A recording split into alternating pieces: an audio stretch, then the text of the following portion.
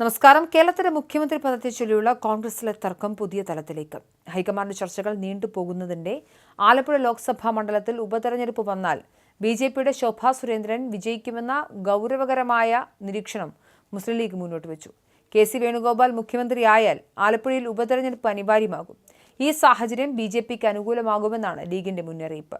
മല്ലികാർജ്ജുൻ ഖർഗെയുടെ വസതിയിൽ നടന്ന 3 മണിക്കൂർ നീണ്ട മാരത്തൺ ചർച്ചകൾക്കൊടുവിൽ പന്ത് സോണിയാഗാന്ധിയുടെ കോർട്ടിലെത്തിയിരിക്കുകയാണ്. കേരളത്തിലെ ഗ്രൂപ്പ് പോരിലും തെരുവിലെ പ്രകടനങ്ങളിലും രാഹുൽ ഗാന്ധി കടുത്ത അതൃപ്തിയും വയ്ക്കുന്നുണ്ട്. ആർക്കും മുഖ്യമന്ത്രിയാകാമെന്ന അവസ്ഥയാണ് കേരളത്തിലെന്ന് രാഹുൽ നിരീക്ഷിച്ചിട്ടുണ്ട്.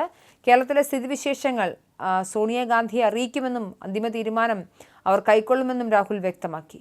എംഎൽഎമാരുടെ പിന്തുണയ്ക്ക് പുറമെ വിവിധ സമുദായ സംഘടനകൾ വി.ഡി. സതീശനായി രംഗത്തെത്തിയത് ഗ്രൂപ്പ് മാനേജർമാരെ ഞെട്ടിച്ചിട്ടുണ്ട്. പ്രമുഖ സമുദായ നേതാക്കൾ സതീശന്റെ കാര്യത്തിൽ ഹൈക്കമാൻഡിന് നേരിട്ട് താൽപര്യം അറിയിച്ചതായാണ് സൂചന. എംഎൽഎമാരുടെ എണ്ണത്തിനപ്പുറം സമുദായ സമവാക്യങ്ങളും പരിഗണിക്കുന്നത് തങ്ങൾക്ക് ഗുണകരമാകുമെന്നാണ് വി.ഡി. പക്ഷം കണക്കുകൂട്ടുന്നത്. മുഖ്യമന്ത്രി പ്രഖ്യാപനം ഉണ്ടാകാതെ ഡൽഹി വിടേണ്ടതില്ലെന്നാണ് രമേശ് ചെന്നിത്തലയുടെ തീരുമാനം. മുൻ നിശ്ചയിച്ച യാത്രകൾ റദ്ദാക്കി അദ്ദേഹം ഡൽഹിയിൽ തുടരുകയാണ്. തഴയപ്പെടലെന്ന് ഉറച്ച പ്രതീക്ഷയിലാണ് RC ഗ്രൂപ്പ്. അതേസമയം ഹൈക്കമാൻഡിന്റെ അന്തിമ ലിസ്റ്റിൽ തന്റെ പേരുണ്ടാകുമെന്നാണ് കെ.സി. വേണുഗോപാലും വിശ്വസിക്കുന്നത്. എന്നാൽ ആലപ്പുഴയിൽ ഉപതെരഞ്ഞെടുപ്പ് ഭീതി കെ.സിക്ക് തിരിച്ചടിയായേക്കാം. തെരുവിൽ നേതാക്കൾക്കായി പ്രകടനം നടത്തുന്നവർക്കും ഫ്ലെക്സ് വെക്കുന്നവർക്കും ഹൈക്കമാൻഡ് കർശന മുന്നറിയിപ്പ് നൽകുന്നുണ്ട്. ആർക്കു വേണ്ടിയാണോ പ്രകടനം നടത്തുന്നത് അവർക്ക് മുഖ്യമന്ത്രി പദത്തിലേക്ക് അയോഗ്യത കൽപ്പിക്കുമെന്നാണ് രാഹുൽ ഗാന്ധിയുടെ താക്കീത്. ഇതോടെ ഗ്രൂപ്പ് മാനേജർമാർ അണികളോട് സമാധാനം പാലിക്കാൻ നിർദ്ദേശിച്ചിട്ടുണ്ട്. കേരളത്തിലെ തൽസ്ഥിതി റിപ്പോർട്ട് ചെയ്യാൻ AICC ജനറൽ സെക്രട്ടറി ദീപാദാസ് മുൻഷിയെയും ചുമതലപ്പെടുത്തി. ചുരുക്കത്തിൽ കേരളത്തിന്റെ മുഖ്യമന്ത്രി ആരാകുമെന്ന് സോണിയാഗാന്ധിയുടെ ഒരു ഫോൺ കോളിൽ ഒതുങ്ങുന്ന തീരുമാനമായി മാറിയിരിക്കുകയാണ്.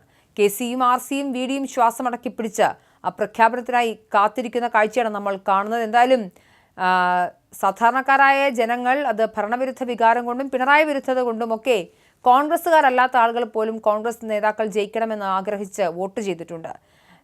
അതിൽ പിണറായി വിരുദ്ധരുണ്ട്, ഭരണവിരുദ്ധ വികാരത്തിൻ്റെ തിക്തഫലങ്ങൾ അനുഭവിച്ച ആളുകളുണ്ട്, കമ്മ്യൂണിസ്റ്റുകാരുണ്ട്. അപ്പോൾ ഈ പൊതുജനം എന്നതിനെ സോഷ്യൽ മീഡിയയിലെയും അല്ലെങ്കിൽ ഫ്ലെക്സ് വെക്കുന്നതിൽ മാത്രമായി അല്ലെങ്കിൽ അതിനെ മാത്രമായി നിർവചിക്കുന്ന രീതി നേതാക്കൾ നിർത്തേണ്ടതുണ്ടെന്നൊരു അഭിപ്രായമുണ്ട്. എന്തായാലും വി.ഡി. സതീശന് വേണ്ടി വലിയ രീതിയിലുള്ള ജനകീയ പ്രക്ഷോഭങ്ങൾ നടക്കുന്നുണ്ട് എങ്കിൽ ജനങ്ങളുടെ മനസ്സിൽ അദ്ദേഹത്തിന് സ്വാധീനമുള്ളതുകൊണ്ടാണ്. യാഥാർത്ഥ്യമാണ് ഉൾക്കൊള്ളേണ്ടത്. അതിന് പകരം അത്തരത്തിലുള്ള നടപടികൾ ഉണ്ടായതിൽ അസ്വസ്ഥത പ്രകടിപ്പിക്കുന്നത് ശരിയല്ല. ആത്യന്തികമായി ജനാധിപത്യം എന്ന് പറയുന്നത് ജനങ്ങളാൽ തിരഞ്ഞെടുക്കപ്പെട്ട ആളുകളുടെ ഭരണമായിരിക്കേണ്ടതുണ്ട്. ഈ ഘട്ടത്തിലാണ് വി.ഡി. സതീശന് മുൻഗണന നൽകണമെന്ന് ജനം ആവശ്യപ്പെടുന്നത്.